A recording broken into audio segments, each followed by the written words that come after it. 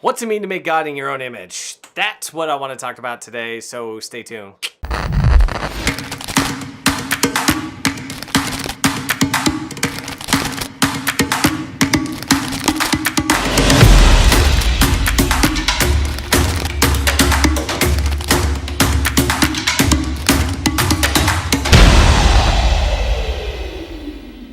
What's up, everybody? This is Josh from Practical Theism.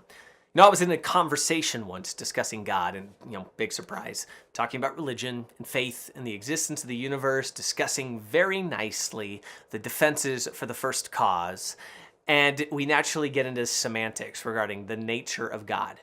Interestingly enough, the objection was posed that theists just assign attributes about God that just fit whatever they want to believe about God. That struck me as odd, so I inquired as to why they would think that. What would make them say that? They said that when you see a dilemma, you just assign an attribute to God that somehow solves the dilemma for you, effectively making God into whatever you want him to be. You see, this objection is not a new one, and it is a pitfall that I think a lot of Christians fall into. It's this idea of making God into our own image, making him into something that justifies our problems rather than solving our problems. We put God in a box, our box, that no one might be able to understand except us. You see, the problem with that objection is that it goes against what classical theism deduces about God. The first thing that you have to understand about God is that you will never understand God. We can deduce things about God based on creation and the natural order, but we will never fully have him figured out. As St. Augustine so blithely put it, the moment you think you have God figured out, throw it out. Now, back to the objection. Anne Lamott once said, you can safely assume you've created God in your own image when it turns out that God hates all the same people you do. I think it cuts to the heart of this idea. This also follows the model of the acronym SPAG, which stands for Self-Projection as God. And this is not a new idea or concept. Ludwig Feuerbach came up with the simple conclusion in the 1800s that God is a psychological projection, that human beings first come to a self-knowledge of their ideal traits, and they project them onto a deity. So I posed the question, naturally, if I really wanted to stand up for a God that I was making into my own image, why would I follow the Christian version of God?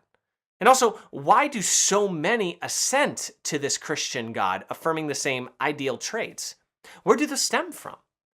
There are all of these moral demands in the Christian faith that require a response on my part that will do anything but justify myself, trust me.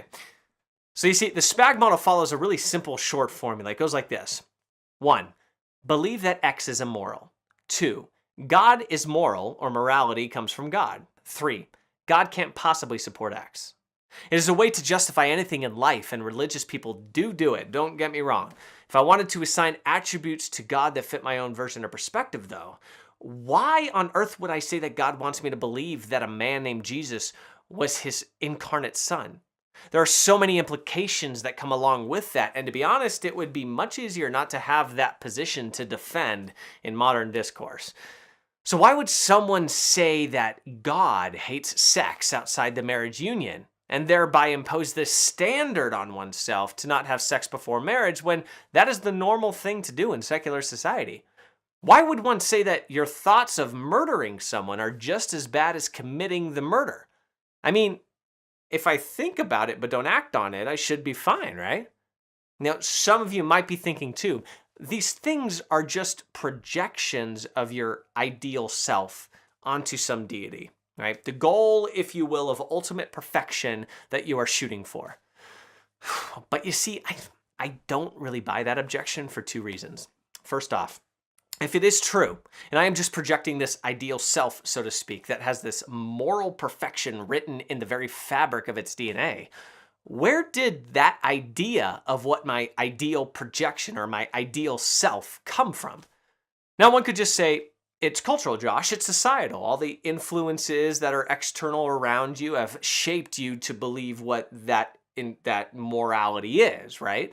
And you learned that all growing up. It's been instilled in you. Well, maybe. But you see, that really does nothing to explain the brother who grew up in the hood, around gangs and guns, and chooses God as his path to pursue a fuller life. You see, somewhere in the DNA of his soul, that man knew that guns and gangs were bad, not good, because of the apparent evil they caused. The second reason I don't buy that is this. Why would I openly choose to follow a proposed deity that requires me to keep my life in order, to follow a rigorous moral demand?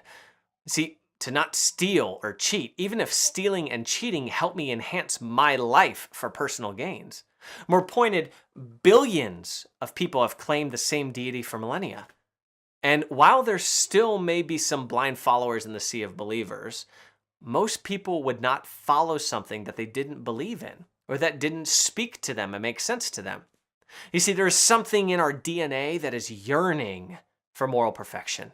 Even though we struggle to achieve it, we want it. We seek after it for what this desire for purity will give us: a fulfilled life, a life that makes a difference. You see, these moral codes, if you will, of fidelity, integrity, value for life, monogamy, focus of our time, attention, and talent on a specific thing that we think will produce success and fulfillment, these are written on the very heart of humans, on every human on earth. That is why I don't think God is just some fantastic projection of my ideal self, because I cannot desire that which I don't already know, and that desire has to come from somewhere. And I would suggest that the place that desire for goodness comes from is the Creator that we would say is goodness itself. And we all, even atheists, have to be aware of confirmation bias, right? It's this idea of accepting things that just fit our preconceived notions, the things that we've always grown up to be. We fit them into that box.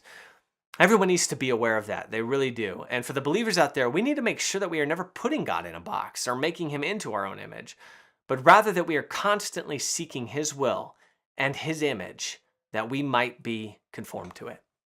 And if you haven't already, hit that like button, pound that subscribe button so you can get more of this awesome content. And from all of us here at Practical Theism, we'll catch you next time. Thanks.